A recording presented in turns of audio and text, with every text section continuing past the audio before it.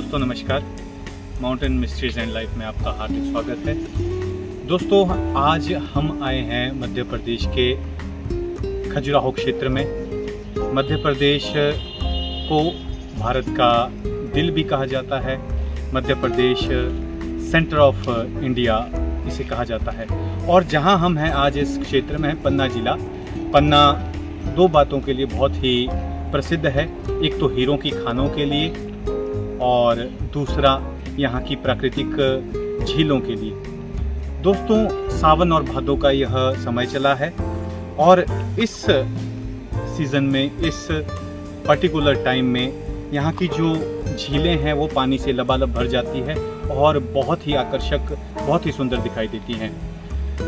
श्रृंगार और नवयौवन से युक्त यहाँ के ये जलप्रपात जो इन नदियों पर, यहाँ की जो छोटी मोटी नदियाँ हैं जो केन की सहायक नदियाँ बनती है, उन पर जो जलप्रपात बनते हैं वो बहुत ही सुंदर दिखाई देते हैं। ऐसा दिखाई देते हैं जैसे आसमान ने बादलों की चादर ओढ़ ली हो और ऐसा लगता है जैसे धरती ने नया श्रृंगार कर लिया हो।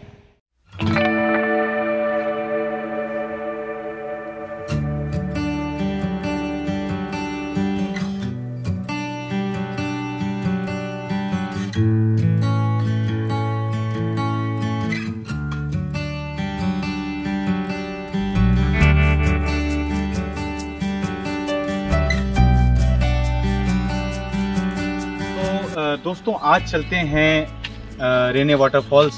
रेने वाटरफॉल्स एक बहुत ही सुंदर झरना है, बहुत ही सुंदर जलप्रपात है जो कि वर्षा ऋतु के समय में बहुत ही शानदार दिखाई देता है। बहुत सुंदर यहाँ का नज़ारा दिखाई देता है।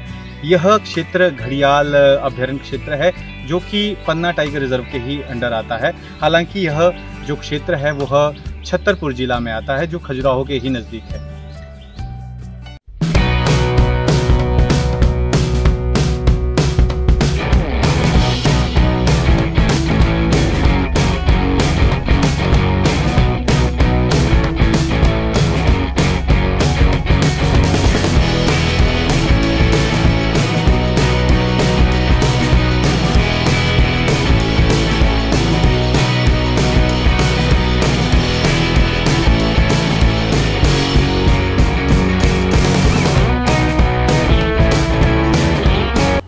देश की राजधानी दिल्ली और तमाम बड़े शहरों से आप रेल मार्ग से और हवाई मार्ग से खजुराहो पहुंच सकते हैं। और ये रेने वाटरफॉल खजुराहो से मात्र 14 किलोमीटर की दूरी पर है। मैं मध्य प्रदेश के पन्ना सिटी से इस जगह पर जा रहा हूं और ये जगह पन्ना से लगभग 40 किलोमीटर की दूरी पर है। जंगल सफारी एक्टिविटीज़ की चाह रखने वालों के लिए ये पन्ना क्षेत्र बहुत ही अच्छा क्षेत्र है। पन्ना टाइगर रिजर्व यहाँ पर है। मडला होते हुए, पांडव गुफा होते हुए हम इस रेने फॉल्स की तरफ जा रहे हैं। ये सारा क्षेत्र जो है पन्ना टाइगर रिजर्व में आता है। हालांकि पन्ना टाइगर रिजर्व जो है वो जुलाई से लेकर सितंबर तक बंद रहता है, लेकिन फिर भी वर्षा ऋतु में ये जंगल बहुत ही सुंदर दिखाई देते हैं। तो इसलिए पर्यटकों का आना जाना यहाँ पर चला रहता है क्योंकि आसपास ये जो वाटरफॉल्स है ये बहुत सुंदर दिखाई देते हैं। बृहस्पति कुंड है, पांडव फॉल्स है और भी यहाँ पर बहुत से रेने फॉल्स है और भी बहुत से यहाँ पर सुंदर स्थान है जिनको देखने के लिए पर्यटक दूर दूर से आते हैं। ये है केन रिवर और वर्षा ऋतु में इसका जल स्तर बहुत बढ़ जाता है। अभी नदी बिल्कुल उफान पर है।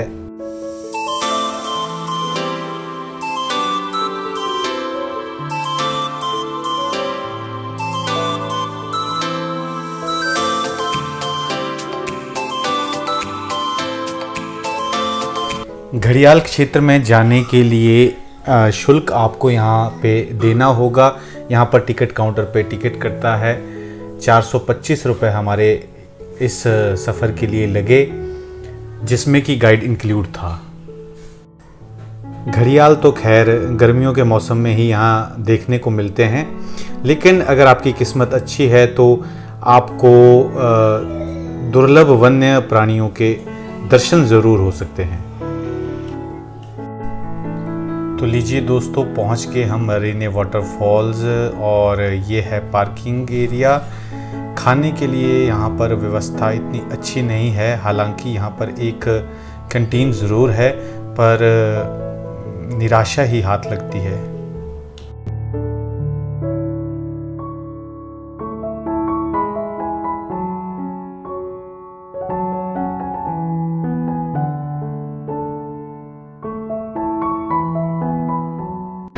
राजीव जी नमस्कार। नमस्ते सर।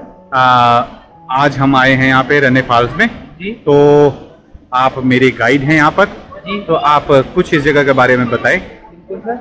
तो सर ये जो जिस जगह आप आए हैं, इस जगह का जो नाम है रेनी फॉल है, और ये जो फॉल है रेनिंग सीजन वाला फॉल है। ओके। इसे आप जुलाई, अगस्त, सितंबर 3 महीने अगर आप इसको देखते हैं तो ये जो सामने आप अभी फॉल देख रहे हैं, ये जितना आज दिख रहा है कभी इससे ज़्यादा भी हो सकता है, कभी इससे कम भी हो सकता है, बट लेकिन ये बारिश के ऊपर डिपेंड होता है। जैसे कि अगर ज़्यादा बारिश होती है तो इसमें, जैसे कि परसों देखा जाए तो इसमें सारे रॉक्स फॉर्मेशन पानी से कवर थे। एक भी पत्ता नहीं दिख रहे थे, सब जगह से वाटरफॉल हो रहे थे। तो उस समय में इसे मिनी नियाग्रा वाटरफॉल का रूप दिखाई दे रहा था। और ये जो वाटरफॉल आप देख रहे हैं, इसका जो नाम पड़ा है रेने फॉल, वो इसलिए बोलते हैं क्योंकि ये रेनिंग सीजन वाला फॉल है। ओके। तो इसलिए इसे रेनी फॉल बोलते हैं। इसका देखने का 2 बार का होता है, एक विंटर्स का होता है और एक मानसून का होता है।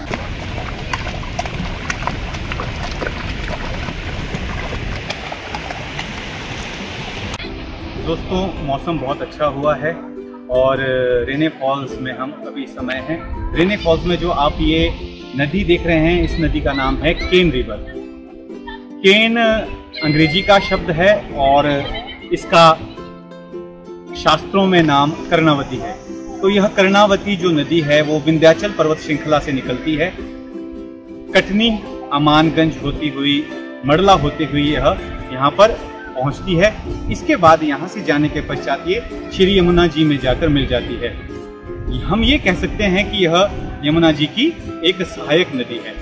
और एक बात विशेष रूप से मैं यहाँ पर आपको बताना चाहूँगा कि जो ये केन नदी है, कर्णावती नदी है, ये मध्य प्रदेश ही नहीं अपितु भारत की सबसे स्वच्छ नदियों में इसको गिना जाता है। फॉर्मेशन एरिया है। ये कोई खनिज माइनिंग से बना हुआ एरिया नहीं है। यहाँ पे ये जो रॉक्स आप देख रहे हैं, रॉक्सों से जो रिसर्च करते हैं, जो पत्थर से कार्बन डेटिंग निकालते हैं, तो लोगों ने, हम लोगों को ट्रेंगे ने बताया कि ये 460 मिलियन ईयर्स पहले यहाँ पे एक वोल्केनो इरप्ट हुआ था।